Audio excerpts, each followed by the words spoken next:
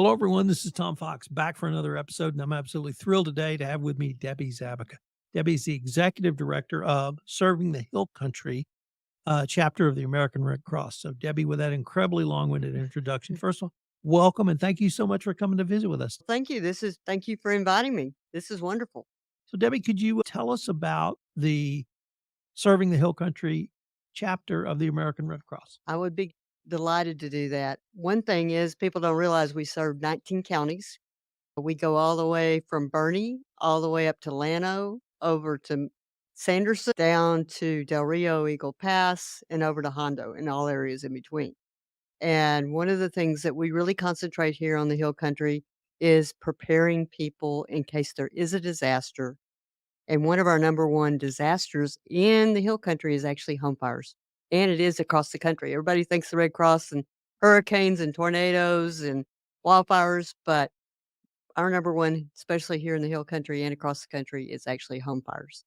And so one of the things we try to do is prepare people for the winter storm. What do you need to have in case that we have another winter storm? Or in the summer when it's so hot, what do you need? You need water, you need certain things. And so we have trainings on that. We also have trainings for children on how to help them be prepared. And also that goes in, they take them to their parents. But one of the things we do here in this area is we've been targeted as a project to do ready communities. It's called Neighbors Helping Neighbors. And so we're out trying to do smoke alarms. We're working with the Meals on Wheels.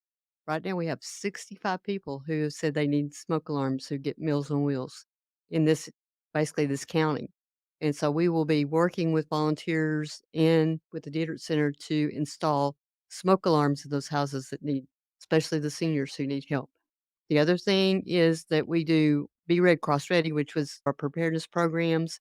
We have hands-only CPR, where people can learn how to just do basic CPR without the mouth-to-mouth, but it's actually teaching them compression. So, we have a lot of programs that we do here in the Hill Country, and like I said, we've targeted Kirk County.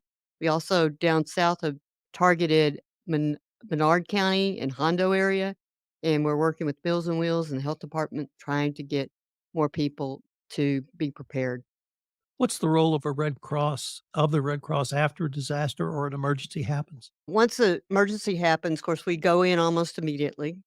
And if we need to, we will set up a shelter.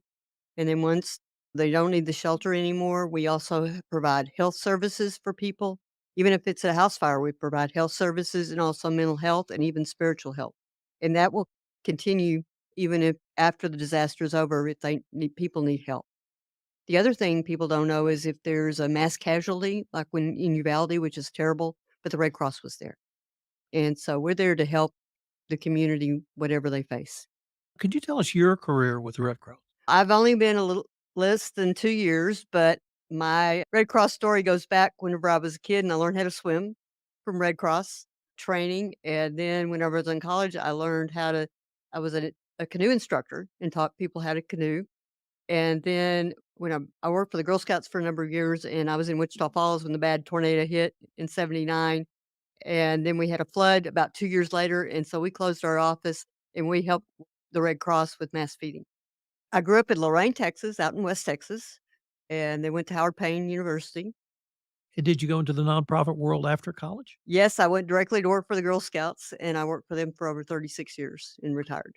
What brought you to the Hill Country? I actually started at the Hill Country SPCA as their executive director, and then the position, came open for the Red Cross, and really my goal is really helping people. I love the animals, I love watching people adopt animals, but my heart really was helping people and being a humanitarian, so What's the size of the local chapter here? we have 19 counties, which I said earlier. Actually, I meant with the folks working with you or Oh, for you. okay, we have in our area, we only had 3 paid staff members. 90% of our workforce actually are volunteers, and across our area, we have over 100 volunteers in the whole 19 counties. So, we always can use more, especially whenever we're doing DAC calls and helping, establish shelters. So, What's a DAC call? that is where if there's a fire. is a DAT call. So do you work with, city and county officials to help in preparedness? If so, could you tell us about that? We do work with the county and we do have work with the city a little bit. Is if there's a disaster, we're there. And we have a relationship with both of them. So if they call us up, we're going to be helping set up a shelter or do whatever they ask us to do. Do you still help people learn how to swim? We do. We have a lady here who actually has a business. She runs Red Cross and teaches swimming and lifeguarding and even our first aid and CPR training. What are some of the other programs you have? Like I said, Red Cross Ready, which I mentioned earlier. We have um, pillowcase project for kids, and then we have Prepare for Pedro is for younger kids, and then of course the hands only CPR that I talked about. But we have other trainings that if you want to be a volunteer, the Red Cross has tons of training. They'll train you to death, but people are prepared when they go out and they have to do a shelter. And we've done shelter training here. Are you So part of a larger number of districts in the state of Texas? there are 3 actually regions in the state of Texas. We're part of the Central Texas and South Texas region, which goes all the way from El Paso all the way down to Laredo, San Antonio, Austin, College Station, all of that area, Midland, Odessa. That's a So huge region. it's a yes, and then we have different chapters within that region, and then we're part of the division, which is the Rocky Mountain Division. Okay. So I know you have an upcoming fundraiser, we do. so who can tell me about that? I think we've got Andrew here to talk about that. Which hello, thank you for inviting me on. And yes, I'm a current board Okay. member, and the event that we're talking about is next Thursday, which is March 21st, from 6 p.m. until 8 p.m. in downtown Bernie, cute and quaint downtown Bernie, at the Richter Tavern. And the Richter and Cisco are sponsoring the event.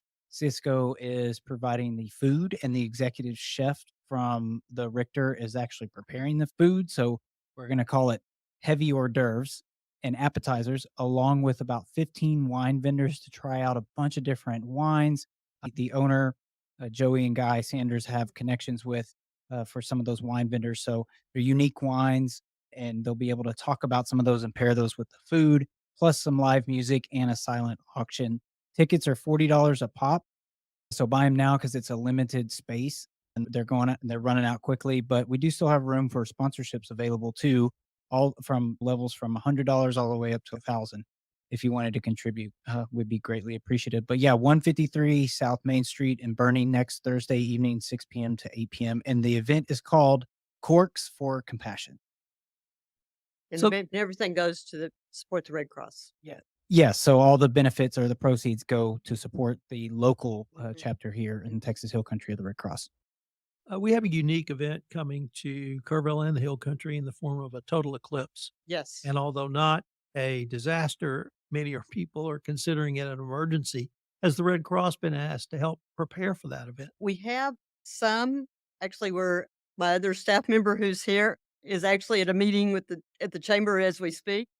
And we will be there to support. And one of the things that if we had a fire, we will have a shelter set up because there's no way we would, somebody's house burns up, they got to have a place to live.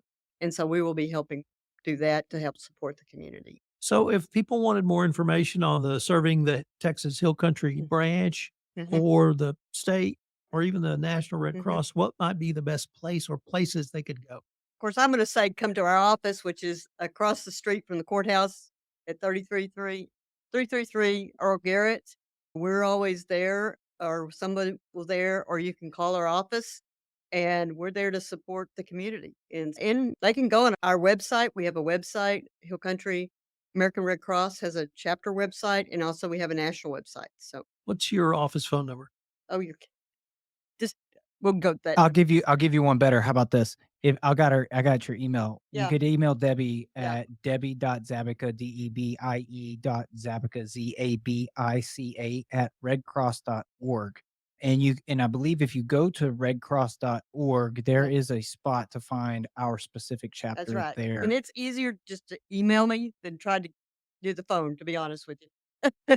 Fair enough. Fair enough.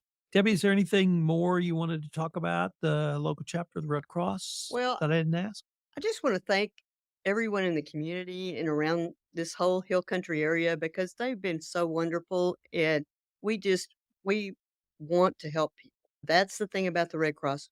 We want to help people. If they need it, if they have a fire, they need to call 1-800 Red Cross and we'll be there to help people. Or if there's a flash flood or something, we're there to help and they just need to call 1-800 Red Cross. Debbie, I wanted to thank you so much for taking the time to visit with us today. Talk to us about the Red Cross and the Serving the Texas Hill Country chapter. We can continue this conversation. Thank you so much.